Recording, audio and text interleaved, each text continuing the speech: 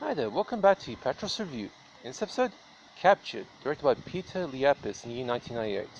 One of those RAAM Multimedia discs. Back to those. Now, welcome back to Apatros Review, your guide to the wild world of science fiction, action, horror cinema, with me, your host, Mila Sipka. If you want to spell my name, just look at the channel name, that's my name. Now, in this episode, we return back to the world of the RAAM Multimedia cheap discs. And these are basically cheap $2 discs that you can buy from Australian $2 shops, or as the Americans refer to as 5 and dimes, during 2010 and pretty much the first half of the 2010s. Of course, they're gone now, those DVDs. Now, this film, Captured, was an American film produced by a Canadian production company, and it premiered direct-to-video in Turkey on the 11th of October 1998, which is kind of strange, ironic given that Turkey actually hasn't mentioned the film, and in the US on the 29th of June 1999. It was directed by Peter Liapis, written by Richard Gilbert Hill and Peter Liapis, and produced by Pierre David. Now, Captured was one of a large number of direct-to-video B-grade thrillers made by the Canadian production company Image Organization, headed by Pierre David, and which was responsible for a lot of Canada's direct-to-video output during the 1990s. Although this film is actually an American production. Fans of the direct-to-video market tend to watch just about any direct-to-video action movie, thriller or horror flick they can rent the VHS of back in the day, in the hope that hiding among all that muck will be a few gems in the rough. As for Captured, well, that is certainly a gem in the rough. The film's story runs something like this. An uptight businessman named Holden Downs, played by Nick Mancuso, is frustrated when those stupid hippie environmentalists put an injunction onto his development deal to build an entire city block, costing him a great deal of money. So he takes out his pent-up stress by breaking the arm of a young car thief trying to steal his prized Porsche. The thief's older brother, also a thief, swears revenge by planning to steal Downs' Porsche. So after fixing his brother's arm, he sneaks into Downs' mansion to take the car. But what the thief doesn't know is that Downs has had the car modified in the meantime by retrofitting it with armored panels, bulletproof glass, and an isolated electrical system controlled by a remote device, making it effectively immune to theft, as well as being able to serve as a prison cell by trapping the thief inside. Also, it's something cars build like a tiny tank.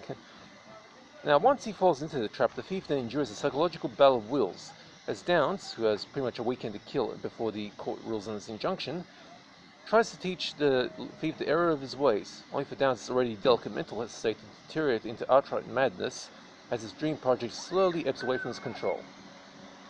Just like that. So the story, when pared down to brass tacks, is a pretty simple case of a morality lesson, as two flawed human beings go into a battle of all-out psychological warfare on each other to fight for their right to continue their respective careers. But unlike most films of this ilk, Captured pretty much makes its case by surprisingly good performances that the main cast managed to pull off. Nick Mancuso, an actor who's made the direct-to-video B market his home, and has never given a bad performance, at least one I've never seen, has quite the field day here, giving the role of his mentally flayed, stressed-out businessman a degree of borderline insanity hidden underneath that personal moral crusade he subjects to the car thief, who is equally well played by Andrew Divoff, a Venezuelan-born actor who's become a horror legend by playing the Wishmaster in the cult Robert Kurtzman horror flick. Both Mancuso and Divoff play off against each other like some sort of demented comedy act, their insults striking home with a good degree of sarcastic humor. The part where Divoff claims his name is Fuck You, even holding up an imaginary driver's license to prove his point, was so funny that I ended up laughing my head off.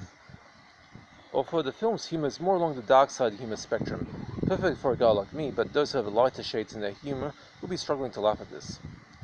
This being a direct-to-video thriller and all, the thriller aspect of the plot is fairly standard stuff, although the film makes a game attempt to have its cake and eat it too, by making the story essentially wish fulfillment fantasy for both successful people, who want to see the criminal element get a much needed lesson in manners, as well as the same deal for downtrodden shady types, who want to see rich guys lose their mental marbles and the criminal get the upper hand. It is not that easy to make this concept work, but director Peter Liapis does a pretty damn good job swinging the audience's sympathy back and forth between two main characters. Now for the gore, there's some fingers snipped off by gun shears. Now everybody in Turkey will know you're a thief. An arrow for the chest, a broken arm, and a standard gunshot wound. No nudity here, although this film doesn't need a bit of flesh. Captured pretty much sits on the B, 6 out of 10 rating from me, making it a solid film. If you're a fan of 1990s direct-to-video B-grade thrillers, this is definitely worth picking up, especially if you can find the DVD, of which I'll be covering right about now. Just give me a moment to adjust the light. There.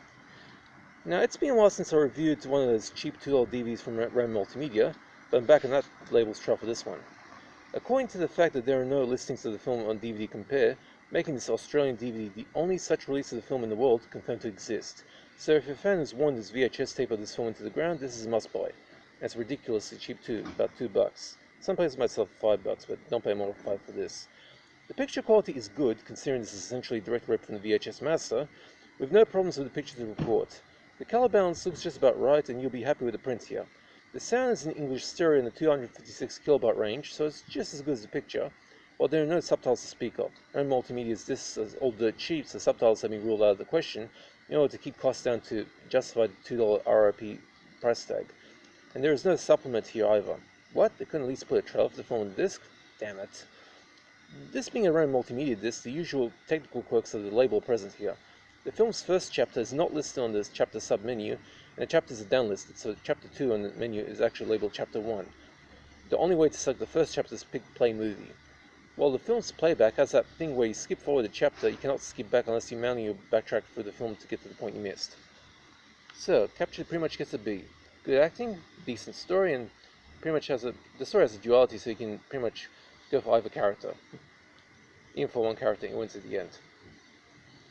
Now, if you want to find the disc, it was really, like I said, it was released by RAAM Multimedia, and during 2010 you could find them practically anywhere.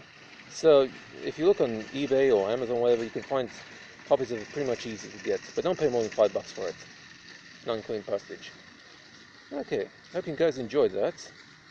Now, I don't do requests, but if you want to have a particular film or collection, or if you have any questions about DVDs you want to ask me, just go ahead and leave a comment in the comments page. I'll answer. Hope you guys are staying safe, take it easy, and that's it for this review.